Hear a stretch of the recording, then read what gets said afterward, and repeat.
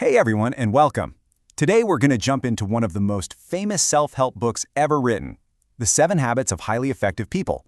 But here's the thing, we're not just going to give you a checklist of the habits. Nope. We're going to go deeper and really unpack the philosophy behind the habits, because that's where the real magic is. Does that sound familiar? I mean, who hasn't felt like this, right? It just perfectly captures that feeling of being completely overwhelmed. And when we feel that way, our first instinct is to look for a quick fix, some kind of life hack that'll magically solve all our problems.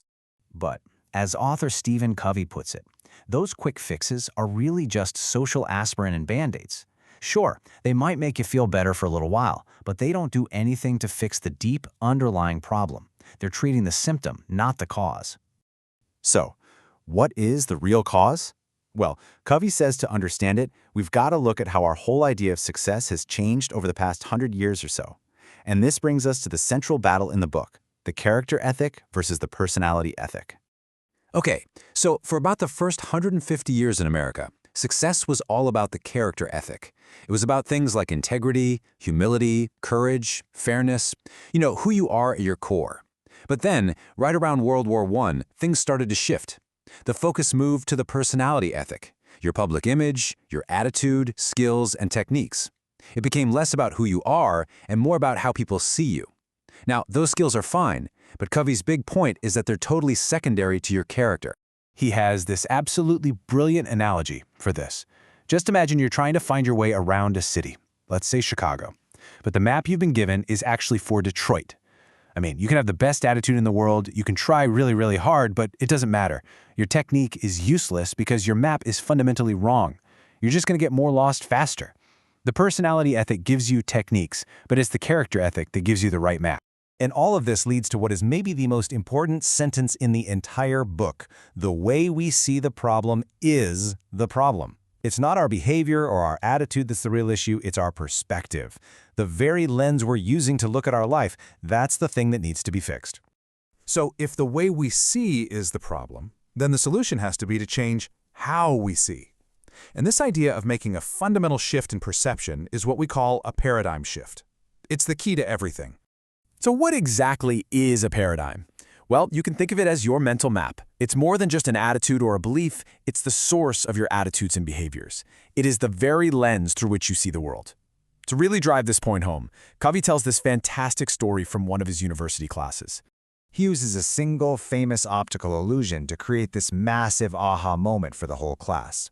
But before we get to the image itself, you've got to hear how he set up the experiment. It's pretty clever. Okay, so he splits the classroom right down the middle. For just 10 seconds, he shows one half a drawing of a young, stylish woman. And for the other half, he shows them a drawing of an old, somber woman. So right from the start, each group has been preconditioned to see something specific. Then, he projects an image on the screen that's actually a combination of both pictures. And what happens? Total chaos. The two sides start arguing. One side saying, "What are you talking about? She's beautiful." And the other side is yelling, "Are you kidding? She's an old hag."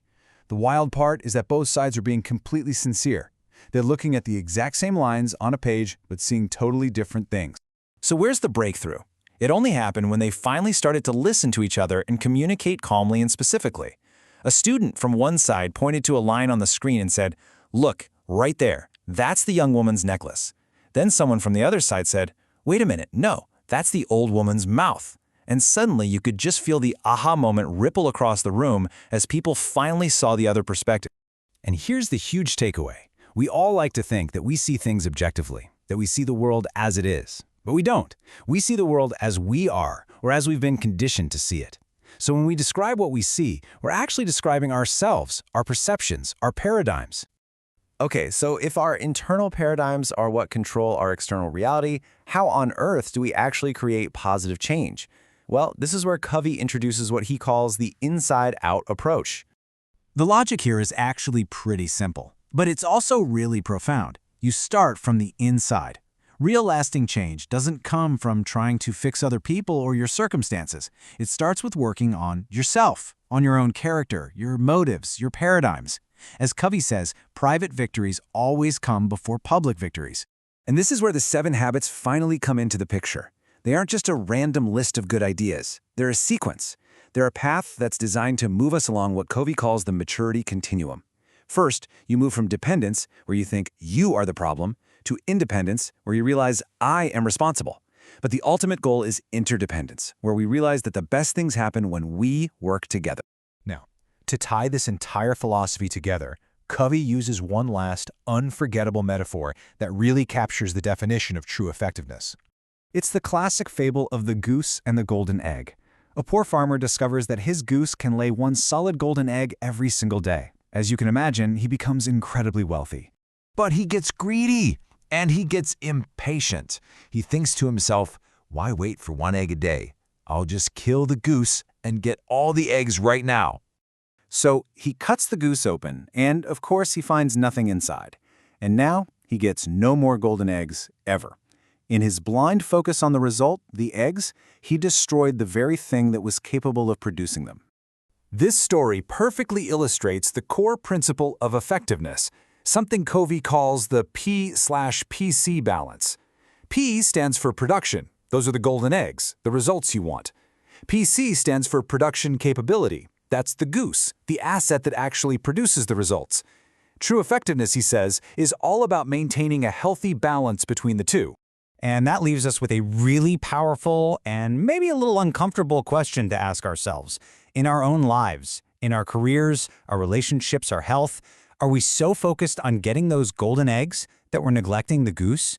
Are you burning out the very assets that make all those results possible in the first place? That question is really the foundation that the 7 habits are built on.